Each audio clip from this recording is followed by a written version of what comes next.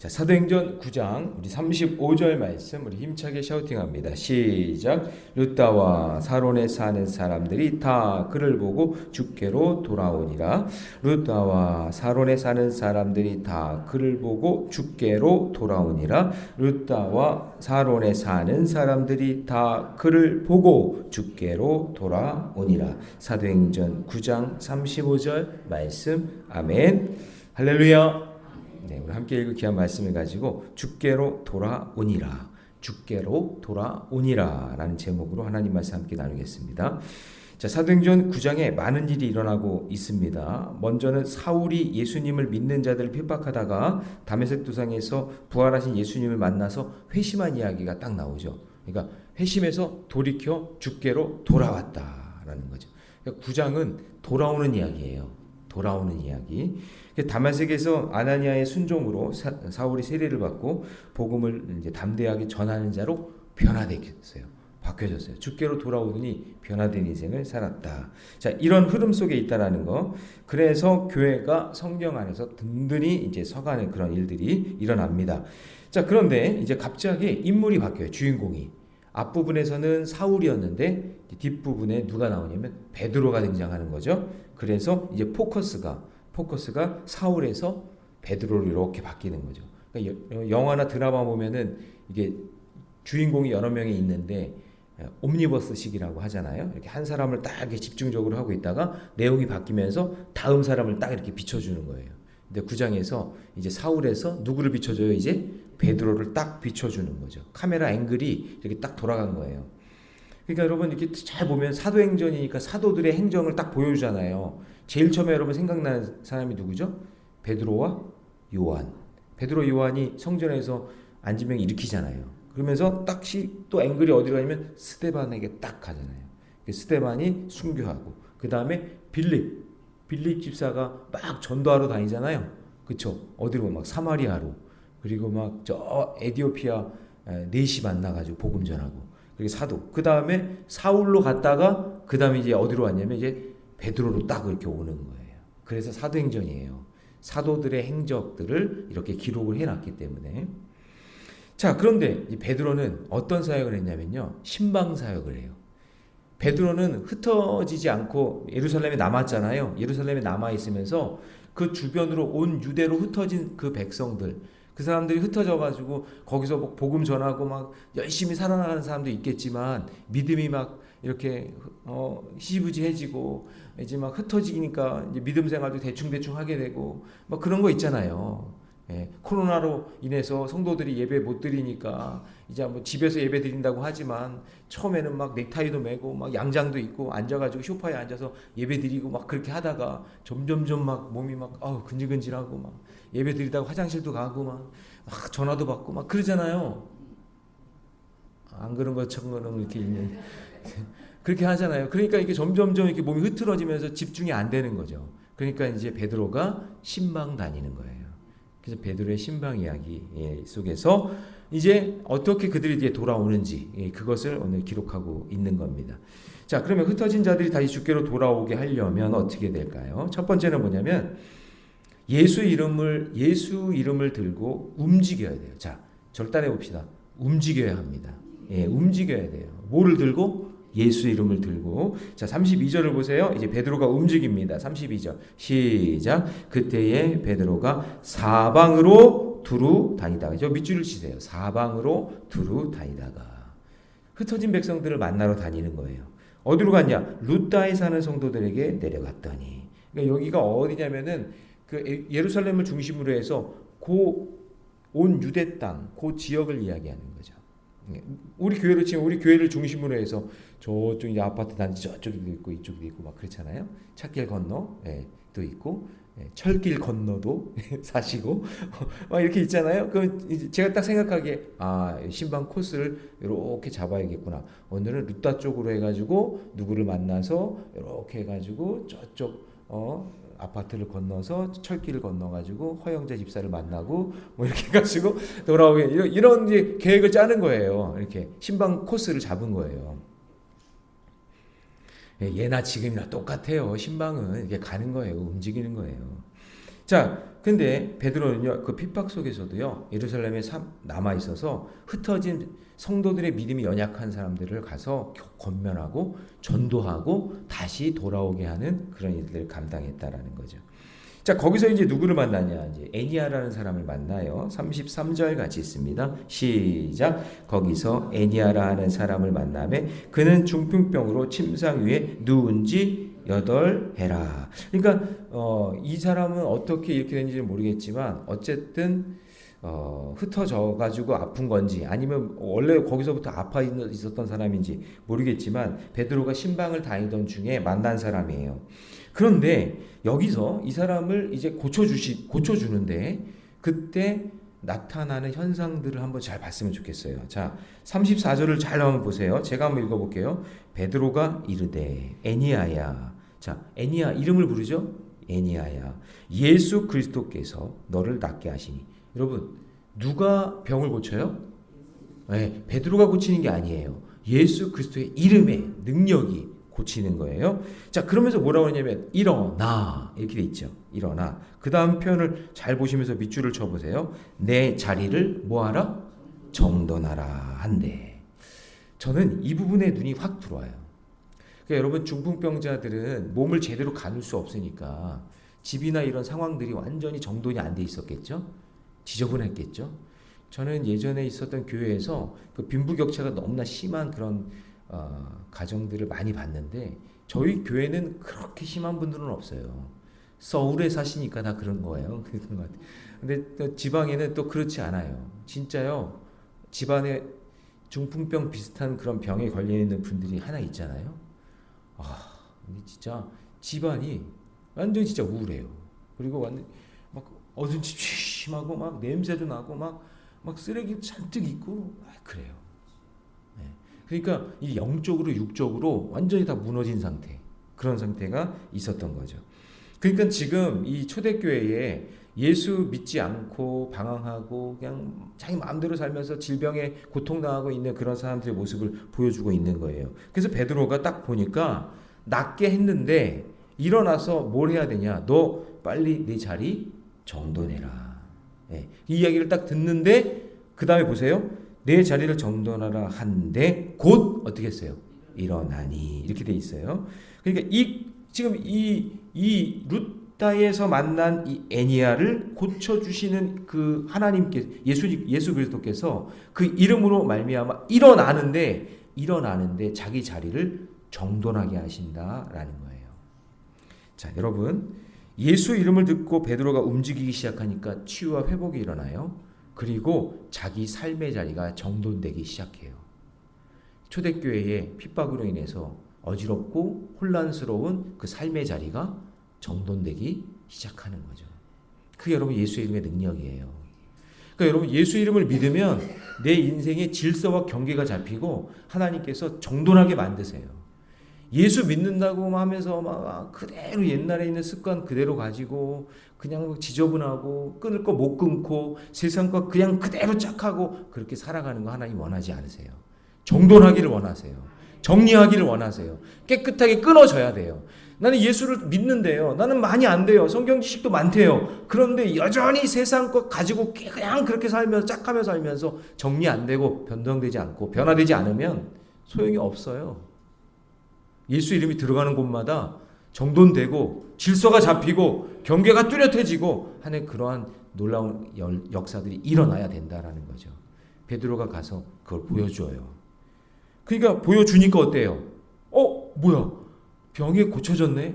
이 사람 완전히 그냥 거지같이 살았는데 질서와 정돈이 되는 그런 역사가 일어나네? 그러니까 어떻게 돼요? 35절 같이 있습니다. 시작. 르다와 사론에 사는 사람들이 다 그를 보고 주께로 돌아.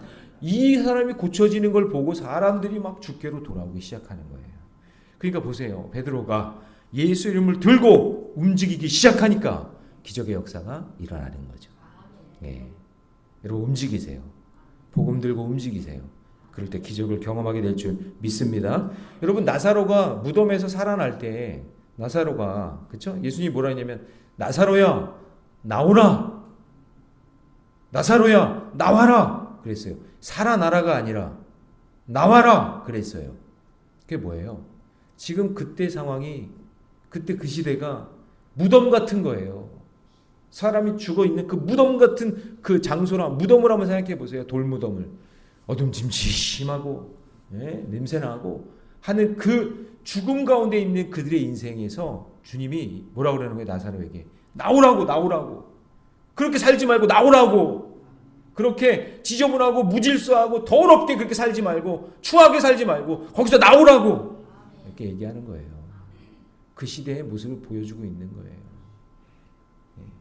오늘 예수의 이름으로 선포되고 여러분의 삶의 모습을 통해 무덤과 같고 정말 중풍병 같은 그런 무질서한 그 인생에서 살아나고 나오는 역사가 있기를 주님의 이름으로 축원합니다. 네. 자, 적용 질문 드립니다. 나는 예수의 이름을 내 삶의 치유와 회복의 근원으로 믿고 있습니까? 네. 여러분 질병뿐만 아니라 여러분의 삶도 바뀌고 변화되는 놀라운 역사가 있기를 주님의 이름으로 축원합니다. 자, 두 번째, 흩어진 자들이 다시 주께로 돌아오게 하려면요, 섬김의 삶이 필요해요. 뭐가 필요하다고요? 섬김의 삶. 자, 또 한 여자를 만나게 되는데요.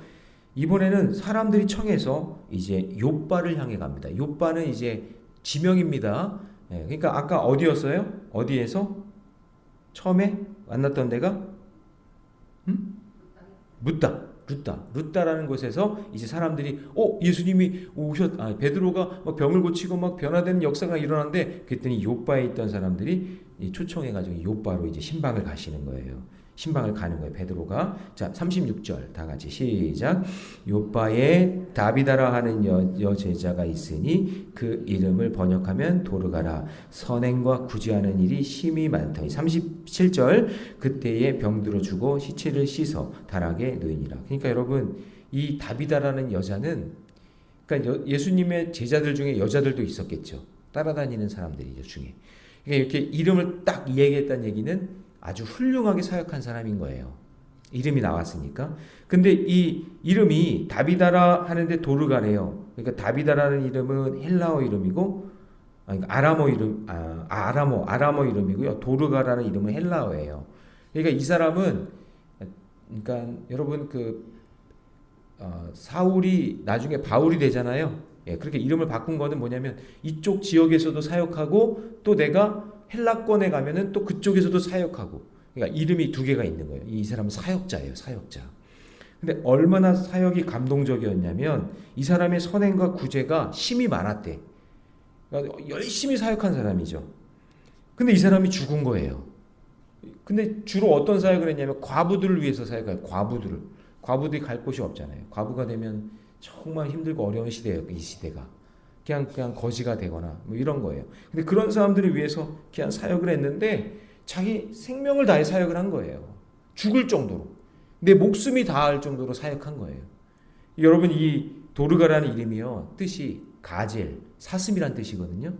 사슴이 막 빠르잖아요, 민첩하잖아요. 그러니까 막 이쪽 저쪽 막 돌아다니면서 그냥 그렇게 그냥 헌신을 막 한 거예요. 그러니까 베드로가 이제 이 사람에 대해서 좀 알아봤을 거 아니에요. 그러니까 사람들이 어떻게 하냐면 39절 갑니다. 저는 막 눈물이 나더라고요, 이 부분에서. 39절 시작. 베드로가 일어나 그들과 함께 가서 이르매 그들이 데리고 다락방으로 올라가니 모든 과부가 베드로 곁에 서서 울며 도르가가 그들과 함께 있을 때에 지은 속옷과 겉옷을 다 내보이고. 자, 여러분 저를 보세요. 그러니까 이 도르가가 뭘 했냐면, 그러니까 옷을 지어요. 그러니까 과부들이 뭐 옷 살 돈도 없고 막 그러니까 옷을 막 지어서 그것을 과부들에게 옷을 나눠주는 구제 사역을 한 거예요. 그러니까 이 과부들이, 이 도르가가 죽으니까 자기들에게 받았던 그 옷 같은 거, 속옷, 옷 선물 받은 걸 다 이렇게 내오면서 이분이 이렇게 만들어 주셨다.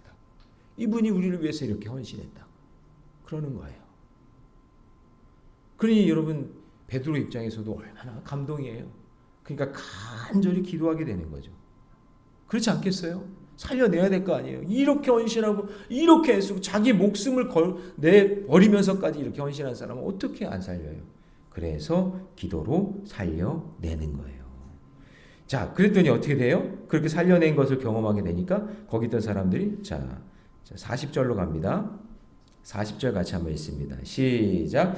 베드로가 사람을 다 내보내고 무릎을 꿇고 기도하여 돌이켜 시체를 향하여 이르되 다비다야 일어나라 하니 그가 눈을 떠 베드로를 보고 일어나 앉는지라. 할렐루야. 살아난 거예요. 이 사람은 살려야 되는 거예요.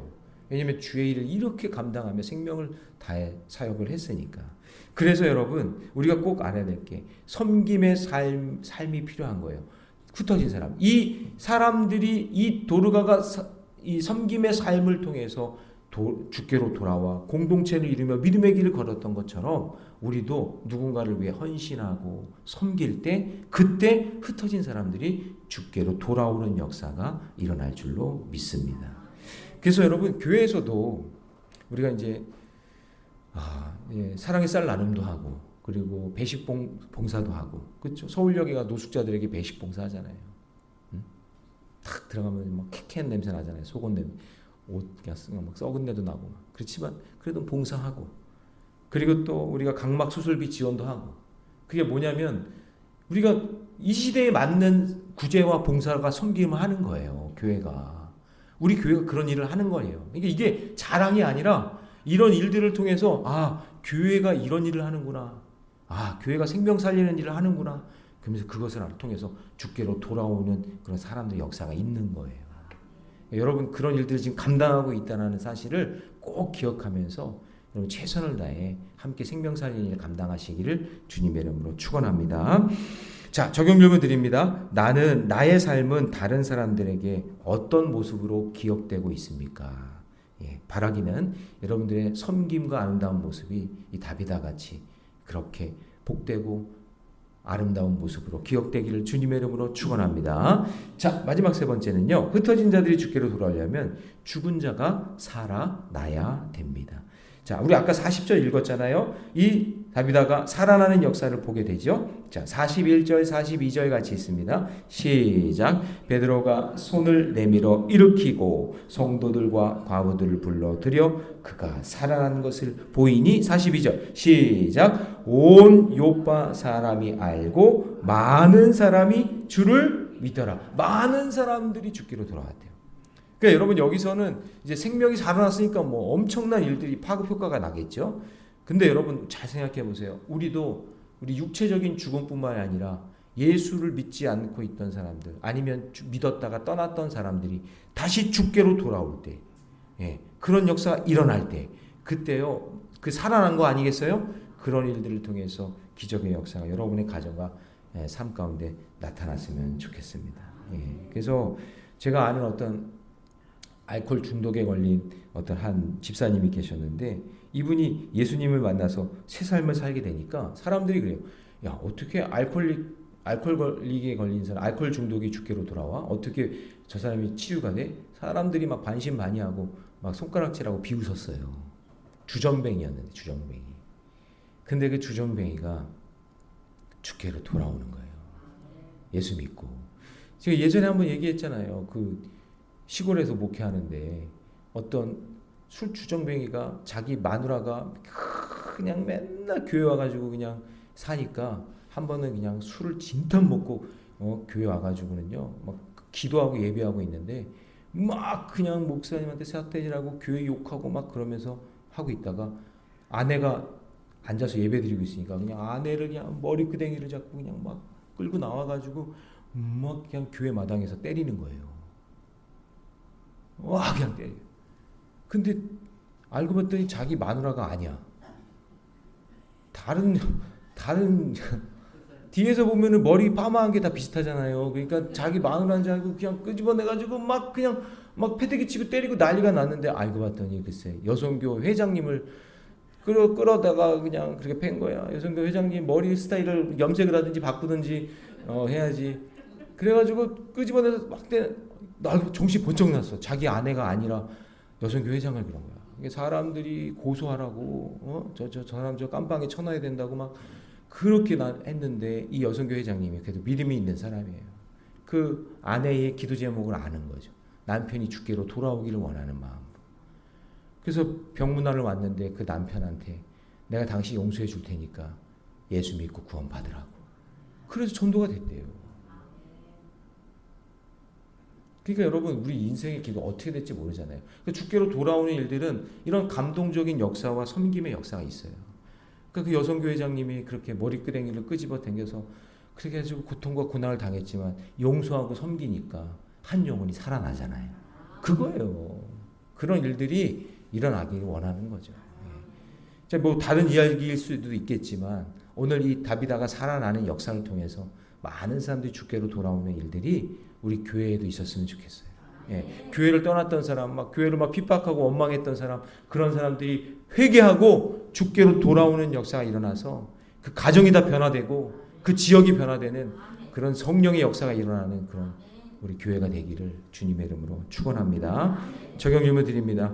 나는 부활의 능력을 지금 내 삶 가운데 경험하고 있습니까? 내가 살려야 될 사람, 부활해야 될 사람이 누구인지 오늘 그 사람을 위해서 기도하는 저와 여러분 되시기를 주님의 이름으로 축원합니다. 기도하겠습니다. 사랑의 하나님, 주님의 은혜 감사합니다. 오늘 말씀을 통해 예수 그리스도의 이름이 있는 치유의 능력을 보게 하시니 감사합니다.